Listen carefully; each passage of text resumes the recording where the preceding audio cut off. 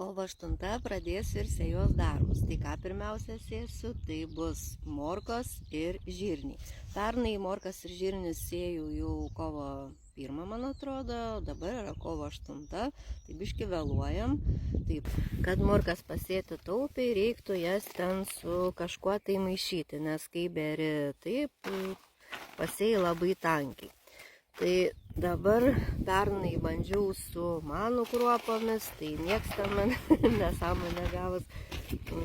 Esu bandžiusi su smėliu, dabar smėlio neturiu, kažkokią tai žvyrą radau, žvyriuko, tai bandysiu su juo sumaišyti, ir eisim sėti. Vagas turiu padarytas nuo pernai, iš rudens, tai pasidarysiu griovelį ir pasėsiu. Tai mano tam ankstyvajam derliui bus sėjamos Amsterdam 3 morkos. Metodas labai toks paprastas. Įbėriu tą žvyrą sėklas, išmakalosiu ir eidama va taip bersiu.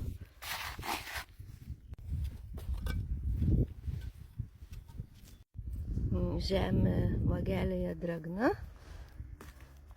o principas toks.